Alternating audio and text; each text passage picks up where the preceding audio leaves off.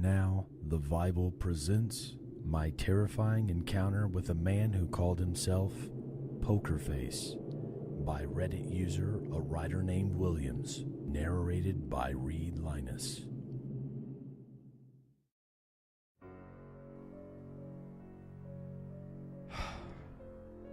This happened in Antioch, California.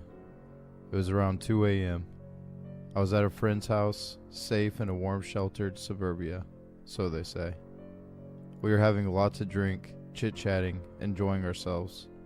Of course, when you're having fun, time hits the fast-forward button, and those few minutes turn into an hour.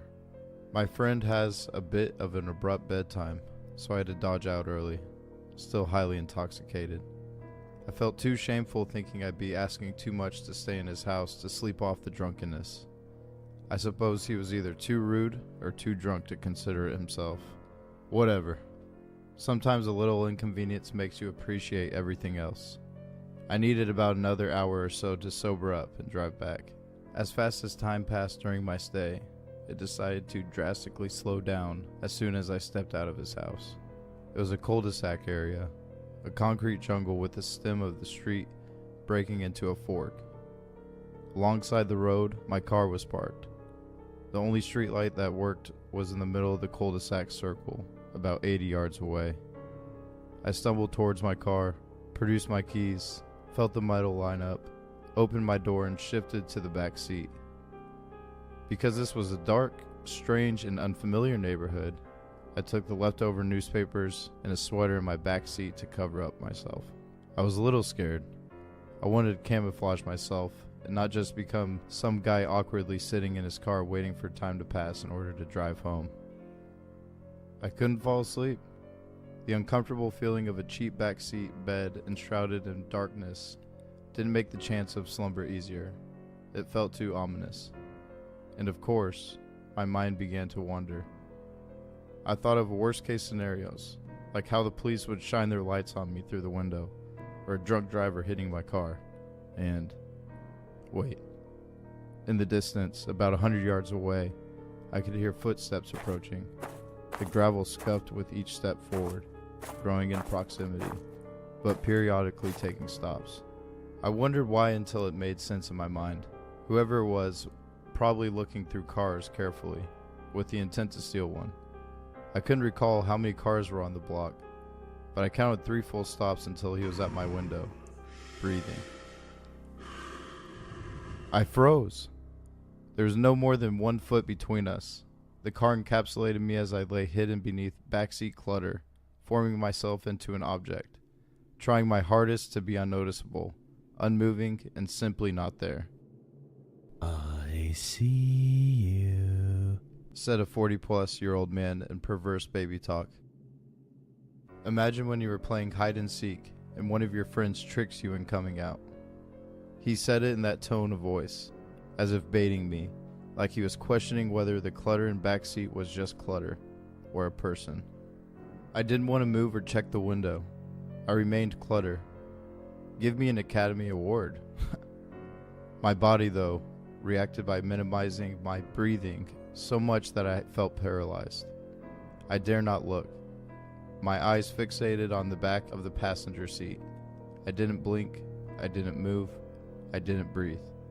My heart was pounding so hard it shook my body with each throb. He circled around the car. My ears didn't fail me. I heard the steps. I felt like I was part of the car. I could feel him touching the trunk as he carefully pressed down on it, as if to test the alarm, as if to test me. I was in the middle of a fight, or flight. I couldn't do either without elevating danger. I was frozen and hoping to God he was bluffing. He circled the car again. The door handle to my right jiggled. He was pulling it multiple times. I see you. Same tone, but more agitated and stressed. More convinced that he was trying to make that clutter move, revealing itself to be of his expectations that it was me. My muscles tensed like a cow before slaughter. Tap, tap, tap. That had to be metal against glass. Take a penny right now and tap your window. A crowbar? A knife? A rock? A gun? My eyes fixated on the seat in front of me, never averting my gaze, like he was. I was covered enough to where I couldn't see beyond the seat in front of me. I know I couldn't see him, but I could feel his eyes resting on top of me. My name is Pokerface. What's your name? The voice changed, in a lower, demented, and serious tone. My mind forced a visual. It wasn't anything human. I already accepted my death.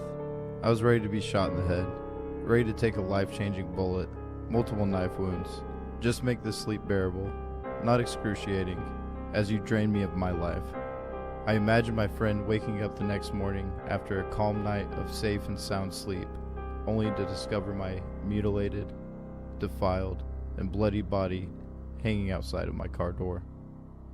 It was then I heard nothing but my own heart. What was this person doing now? Just staring at me in the middle of the night? Talking to me, or a messy pile in the back seat? Time froze. The footsteps were being swallowed into the distance. Thank God he left. I waited another hour until the sun showed hints of itself. I jumped in my front seat and bolted out of there, wide-eyed and sober. Thank God I made it out alive.